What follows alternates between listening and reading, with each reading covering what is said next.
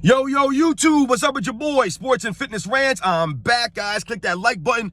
Subscribe to my channel. What's up, everybody? Welcome back, man. Welcome back. Got a great video for you guys today, as usual. I'm going to continue to educate you guys on the 80s and 90s era NBA, the golden era of the NBA, right? From the 80s into that 90s, man. That transition, that's the golden era right there, guys. That is the golden era. I've told you this, guys, many times. And in this video, we're going to talk about Michael Jordan, as usual. And we're going to talk about how he was the most popular player of the most popular era.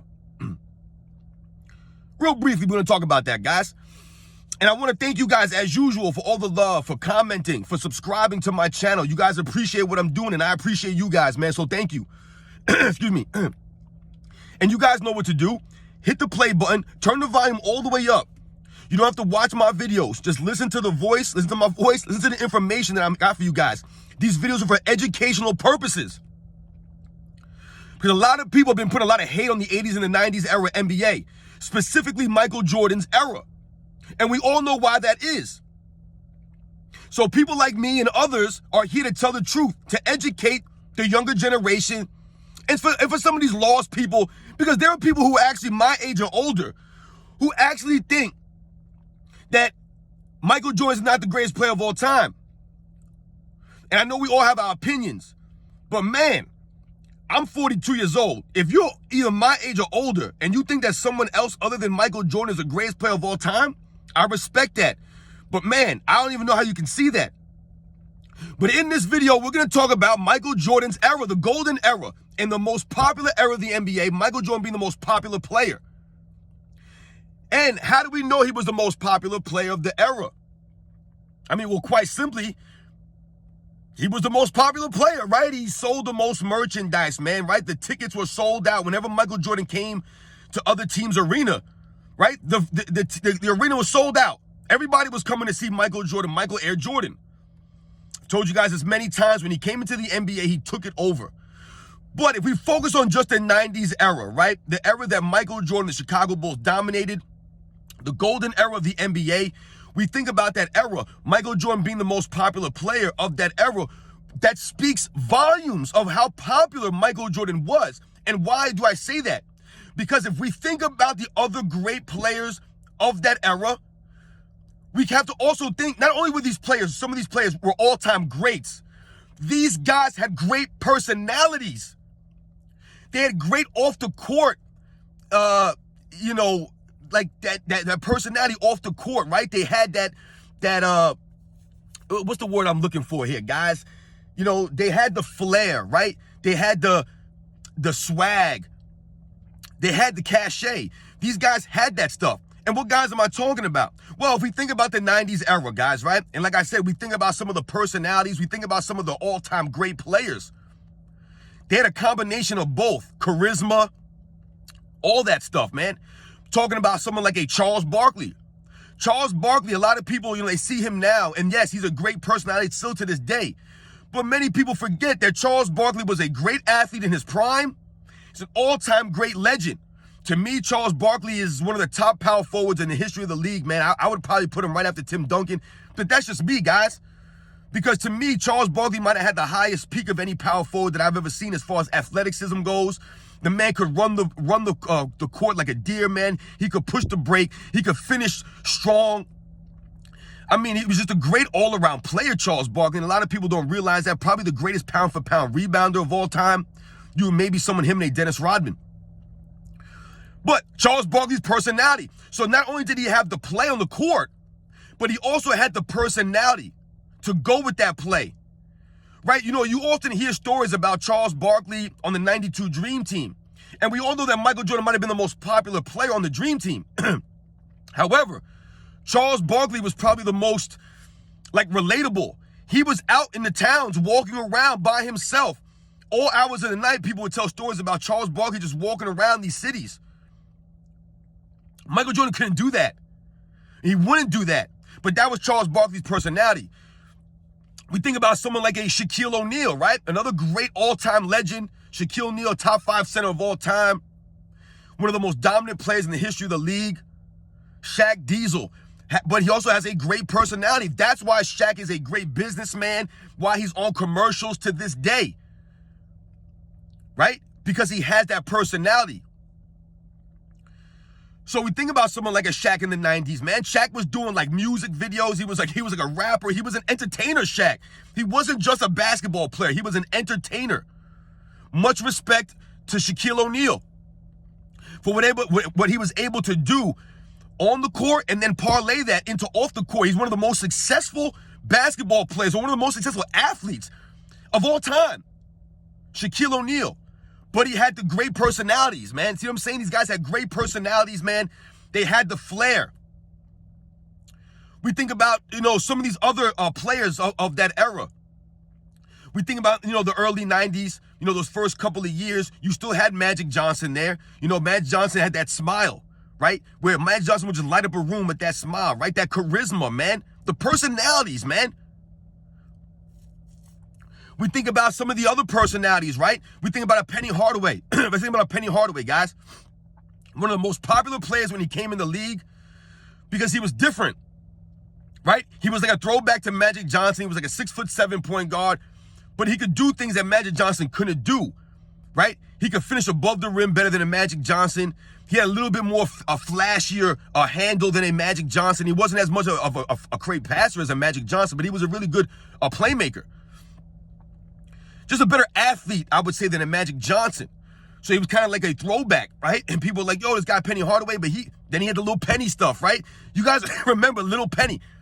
Little Penny might be one of the greatest promotions that I've ever seen as far as basketball players. Those Little Penny commercials were fantastic, man. Outstanding, right? We think about Little Penny and the Kobe Bryant dolls and all these things, man. It was started from the Little Penny stuff. So shout out to Penny Hardaway, man, who, like I said, in the 90s, from that time that he came in those mid-90s, man, before he had the injuries, man, he was one of the most popular and one of the most exciting players of the NBA. We think about someone like a Grant Hill, right? Similar to a Penny Hardaway, the injuries kind of derailed Grant Hill's career a bit.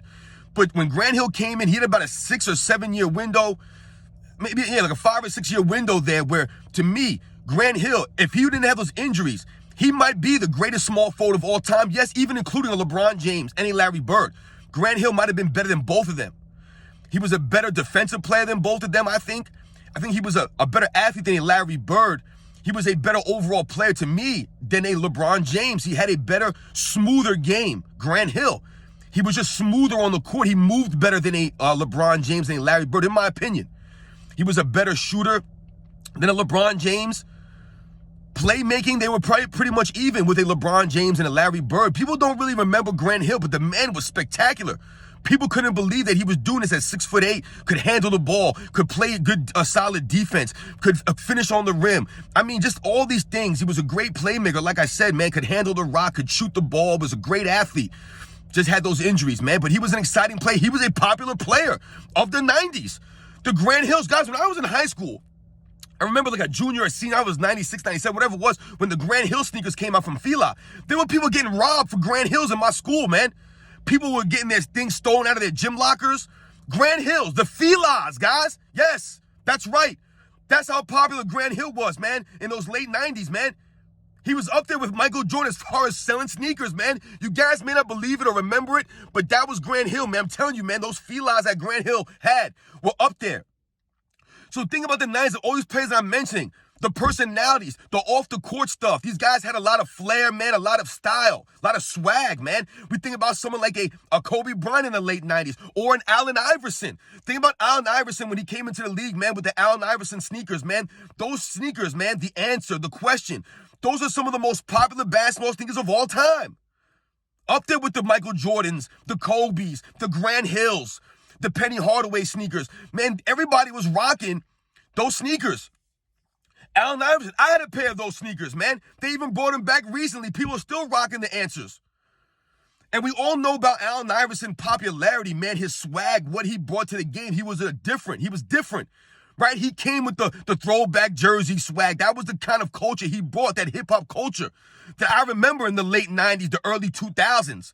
Everybody rocking these extra large. I had the extra large throwback jerseys, guys. You remember them days? Everybody was rocking these super long jerseys, man. Allen Iverson, the braids. I never had cornrows or braids, guys, nothing like that. But everybody was rocking braids, man, all of a sudden. The tattoos.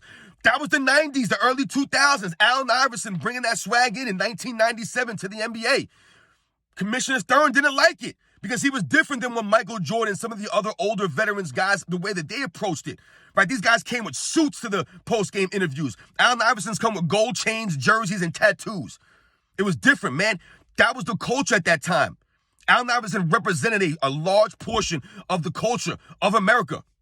So shout out to Allen Iverson, to this day, one of the most iconic basketball players because of his off the court, his swag, what he brought to the game, his style on the court, right? The crossing over, the way he played, man, relentless. Had the heart of a champion at only like 170 pounds, Allen Iverson. So much respect to Allen Iverson, man. I mean, guys, you just think about these personalities, man. I've named many guys here, these guys that had charisma on and off the court. That was the 90s, guys. You think about someone like a lesser person, like a Larry Johnson, Grandmama. You guys remember Grandmama? He was rocking those Converse sneakers, right? The Cons, right? Larry Johnson, man. He had a great off-court and a great on-court image, man. Grandmama was a great commercial, man. That was great stuff, man. Great advertising, man. I had the Cons, man. Larry Johnson, man, the dude was powerfully built, with dunking on people. He had a really nice, powerful game, man, coming into the NBA, man. And those commercials, those Grandmama commercials, were some of the most popular commercials of that time. Go back now and see if you can watch some of these commercials of Grandmama or Little Penny. And then we all know about Michael Jordan, his off-the-court stuff, his charisma, his swag, his flair, all that stuff, man. Michael Jordan, like I told you, the most iconic basketball player in the history of the game, man. We all think about his off-the-court stuff, his flair, his beauty on the court. But off the court, Michael Jordan was just as beautiful and just as successful. He's the guy who opened the doors up for all these other guys to make money off the court the way they are now. Michael Jordan opened those doors, right? Because he was marketable, right? The shoes, we all know about the Michael Jordan sneakers, the history behind that. Right? Michael Jordan had to live up to all these standards. And yet he surpassed and succeeded at all these standards that he had. He was the most popular player of the most popular era. Right? With other all-time legends, not just great like basketball players, the Hakeem Olajuwons, the Shaqs, the David Robinsons, the John Stocktons, the Karl Malones, the Chris Mullins, the Reggie Millers. These great all-time legends, the Clyde Drexlers, the Charles Barkleys. He played against all these guys, the Alonzo Mournings, the Dikembe Mutombos. But he was the most popular player. There was nobody more popular than him. Not even in the late 90s. Yes, guys like Grant Hill, Allen Iverson, Kobe Bryant. These guys were very popular in the late 90s into the 2000s. But Michael Jordan was the standard of the NBA, right? He was the guy carrying the torch, and he eventually passed it on to these guys. But the most popular era of the NBA is the 90s, guys. Like I said, just if you look at the ratings, how many people were watching the game, the casual people who were not really into the NBA or basketball like that were watching NBA basketball because of the personality. It wasn't just because of Michael Jordan. The NBA itself was full of greats. Now, yes, these guys were not on the level of a Michael Jordan, but nobody was. But once again, like I said, that doesn't take away from any of the other players. It just shows how great the era was and how great Michael Jordan was, where he dominated these other all-time greats. But these guys were great personalities, man. Like I said, a guy like a Shaquille O'Neal, a guy like a Charles Barkley, these guys would give you good sound bites. They were great personalities at that time. Obviously, a Dennis Rodman in the mid to late 90s where he became a little bit more eccentric, and out there. You had these crazy personalities. Dennis Rodman was one of my favorite players growing up, guys. I read his book when I was in high school. I was very fascinated by Dennis Rodman because to me, he was comfortable being himself. And he didn't care what people thought about him. And I thought some of the things that he did was out there, but that was Dennis Rodman, man. He was a great basketball player on the court. He gave you his all, which is why I always respected him. And off the court, he did not care. So much respect to the golden era of the NBA, the 90s era specifically, all the players that played in that era. Not only just the great guys that were on the court, the legends that played on the court, but these guys had great personalities. These guys were marketable. Great advertising for these guys, man, because they had the personalities. They had the charisma.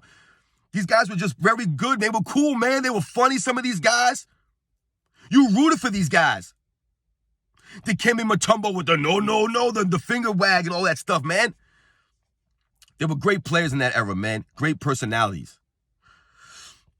Right? I mean, even someone like a lesser guy like a Reggie Miller, man, had a great personality, had great feuds with guys like Spike Lee. We all know about the Reggie Miller choke symbol, right? I mean, these guys just had it, man.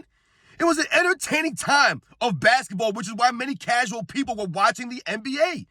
Because you had these guys doing amazing things on the court. You had great personalities, man. The game was beautiful, right? I told you it was the most balanced NBA, was the 90s, man. A great balance of defense, of offense, three-point specialists, mid-range guys, high flyers, great shot blockers, great defensive perimeter players, great post games. The game was beautiful to watch, which is why so many people were watching it, even if they weren't fans of the NBA necessarily. They watched it because it was entertaining. Whereas now the game is kind of less entertaining because it's a three-point contest most of the time. A lot of times the main players aren't playing. Back in those days, if you turned on the TV, guys, and it was the Chicago Bulls versus Houston Rockets, guess what? Michael Jordan and Hakeem Olajuwon were going to be playing. They were going to be in the game. They weren't going to be sitting out for rest. When the Bulls came to town, you knew Michael Jordan was going to play. That's why everybody came to the games. The stars played, which is why the game was popular and fun to watch. So shout out to that era, man. Shout out to Michael Jordan for being the most popular player, the most popular era of NBA's history. This is no knock on the other eras. I'm not saying the other eras weren't great or the 90s was the greatest era. It was the most popular era. It had some of the most great personalities, man. Shout out to those guys. I'll catch you guys on the next one.